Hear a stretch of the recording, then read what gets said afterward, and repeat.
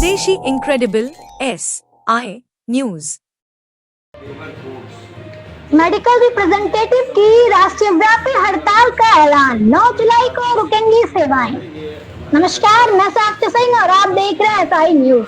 राजधानी लखनऊ में आज मेडिकल रिप्रेजेंटेटिव संगठनों की विभिन्न इकाइयों की एक अहम बैठक आयोजित की गई। इस बैठक में 9 जुलाई को राष्ट्रीय व्यापी हड़ताल की घोषणा की गई। इसका उद्देश्य केंद्र सरकार तक मेडिकल सेल्स कर्मचारियों की निलंबित मांगों को पहुंचाना है। बैठक में Uttar Pradesh Uttarakhand medical sales representative संगठन के महासचिव विमेश कुमार मिश्रा ने कहा कि हमारे सरकार ने कई बार अपनी मांगे रखी, लेकिन न तो मेडिकल छुट्टियों में बढ़ोतरी हो रही है, काम के घंटे या सेवानिवृत्ति के बाद मिलने वाली पेंशन पर भी ठोस कदम उठाया गया। अब हमें राष्ट्रीय व्यापी हड़ताल के रास्ते पर जाना पड़ रहा है। इस हड़ताल को किसान संगठनों और मजदूर संगठनों का भी समर्थन मिला है। आंदोलन ने सरकार से अपील की है कि वह जल्द से जल्द इन मुद्दों पर बातचीत करे, अन्यथा देश भर में स्वास्थ्य सेवा आपूर्ति पर असर पड़ सकता है। विमेश कुमार मिश्रा ने कहा कि Pradesh Uttarakhand medical sales representative संगठन 9 जुलाई को पूरे देश में मेडिकल रिप्रेजेंटेटिव की हड़ताल करेगा। Medical leave, maternity benefit, pension और कार्य घंटों में सुधार की मांग कर रहे हैं। किसान और मजदूर इस संगठन को काफी ज्यादा प्रेरित कर रहे हैं और उनके साथ खड़े हैं। इस खबर को लेकर आपकी क्या राय है, हमें कमेंट बॉक्स में जरूर बताएं। साथ ही ऐसी ही और खबरों के साथ जुड़े रहें हमारे साथ SI न्यूज। इस तरह की बने और पॉलिसी बनाने के पहले केंद्रीय श्रम संगठनों ने हर बजट के सेशन से पहले केंद्र सरकार को लिखित सुझाव देता है कि आपको ये बजट में करना चाहिए।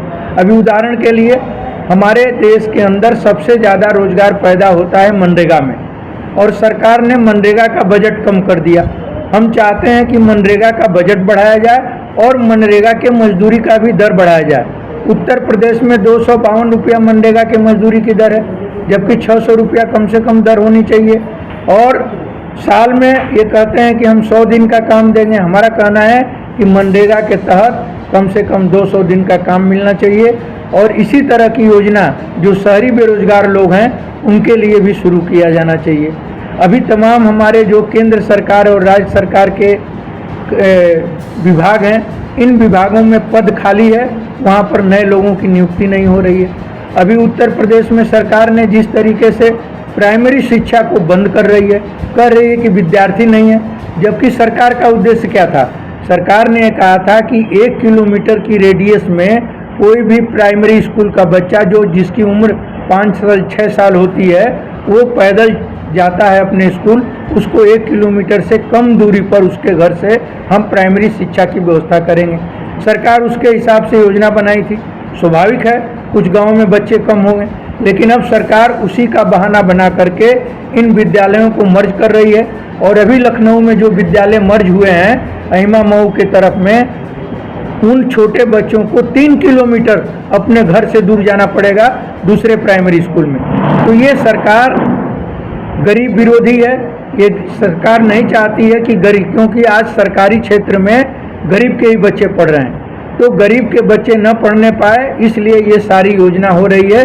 तो हमारा जो 8 जुलाई की हड़ताल है, इसमें हमारे 9 जुलाई की हड़ताल है, जिसमें हमारे देश के किसान और मजदूर, ये 2 उत्पादन करने वाली ताकतें हैं, दोनों इसमें शामिल हैं।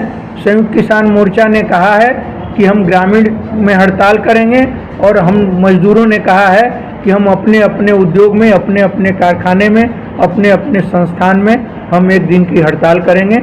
और हमको उम्मीद है कि उत्तर प्रदेश में ये हड़ताल अब तक की जितनी भी हमारे राष्ट्रीय हड़तालें हुई हैं उनमें सबसे बेहतर हड़ताल होगी। और हर डिपार्टमेंट जो हमारे पास सूचना है, बैंक है, LIC है, बिजली विभाग है, हमारे प्रदेश में सोनभद्र में कोयला है, इंडस्ट्रियल एरिया है, चाहे वो कानपुर हो, चाहे सिकंदराबाद हो, चाहे रामनगर हो, इन तमाम जगहों पर जो है मजदूर 9 जुलाई को हड़ताल करके अपनी मांगों के समर्थन में सड़क पर उतरेगा। धन्यवाद।